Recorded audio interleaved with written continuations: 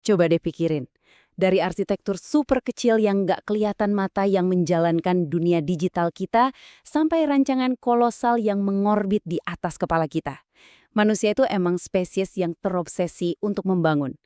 Nah, kali ini kita bakal menjelajahi desain-desain paling ambisius yang pernah ada.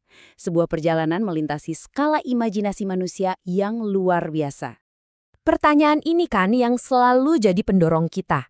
Dari memahat silikon di level atom sampai merancang kota masa depan dan menaklukkan orbit bumi, sebenarnya di mana sih batas kemampuan kita? Yuk kita cari tahu bareng-bareng.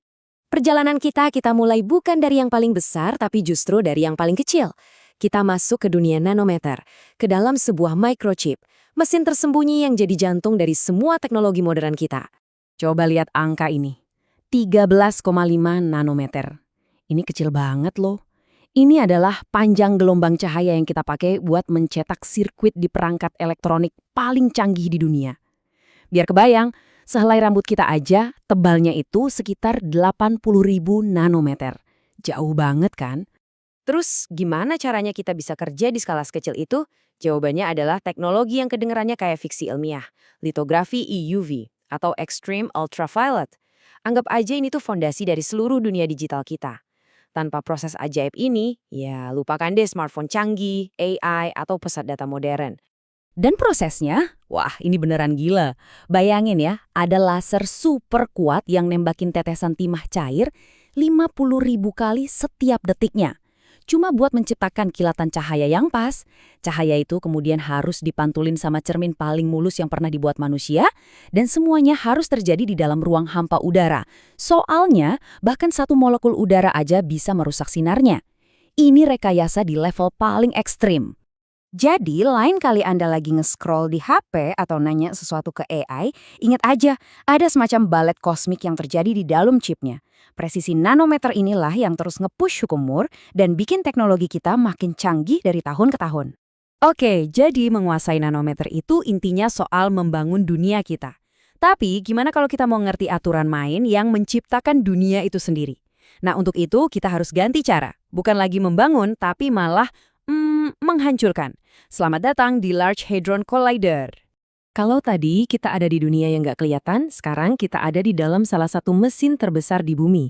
Sebuah terowongan melingkar sepanjang 27 km yang dikubur ratusan meter di bawah perbatasan Prancis dan Swiss. Skala proyek ini aja udah luar biasa, tapi tujuannya bahkan jauh lebih besar lagi. LHC ini dibangun bukan buat bikin produk yang bisa kita beli, sama sekali bukan. Tujuannya jauh lebih dalam, menjawab pertanyaan paling fundamental. Alam semesta ini terbuat dari apa sih? Kenapa ada sesuatu dan bukan kehampaan? Apa ada dimensi lain yang tersembunyi? Dengan nabrakin partikel di kecepatan yang nyaris sama dengan kecepatan cahaya, para ilmuwan mencoba mengintip kembali ke momen-momen pertama setelah Big Bang untuk nemuin jawabannya. Kita udah lihat gimana kita membangun alat dan mesin super canggih untuk memahami alam semesta. Sekarang, yuk kita lihat gimana kita mulai membangun mesin yang menyerupai diri kita sendiri. Yap, era robot humanoid sudah di depan mata. Dan ini tuh bukan lagi cuma ada di film fiksi ilmiah loh. Perusahaan-perusahaan raksasa lagi balapan buat nyiptain rekan kerja kita di masa depan. Yang menarik, mereka punya filosofi yang beda-beda.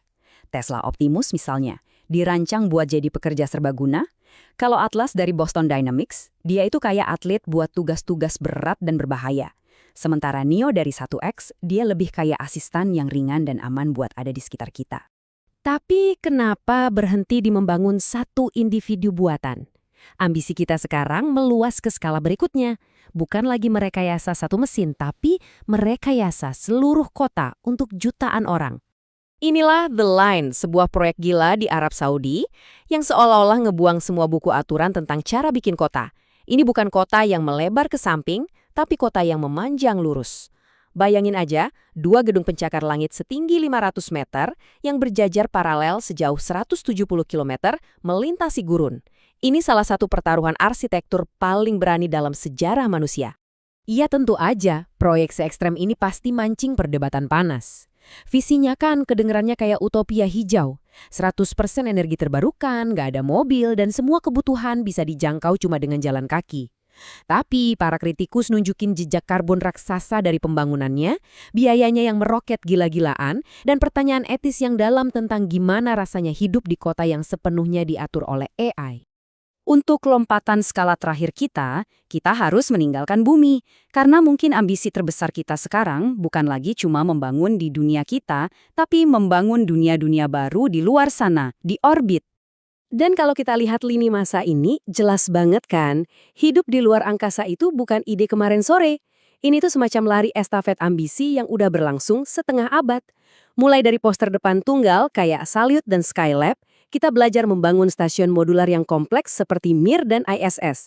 Dan sekarang, perlombaan baru dimulai lagi. Dengan lebih banyak negara, seperti Tiongkok, membangun kehadiran permanen mereka di orbit.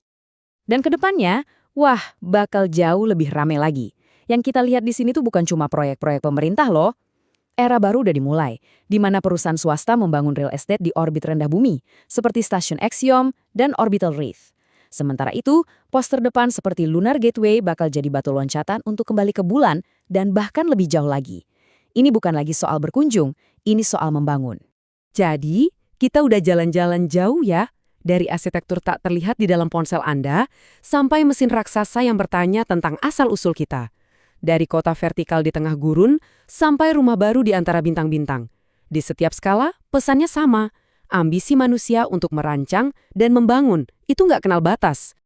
Perjalanan ini seolah membawa kita kembali ke titik awal, tapi dengan pemahaman yang beda. Kita udah buktiin kalau kita bisa membangun di skala nano dan mulai membangun di orbit. Pertanyaannya sekarang bukan lagi apa yang bisa kita bangun, tapi mungkin apa yang seharusnya kita bangun selanjutnya. Tantangan rekayasa berikutnya mungkin bukan lagi soal material, tapi soal tujuan kita bersama. Nah, itu pertanyaan buat kita renungkan bareng-bareng.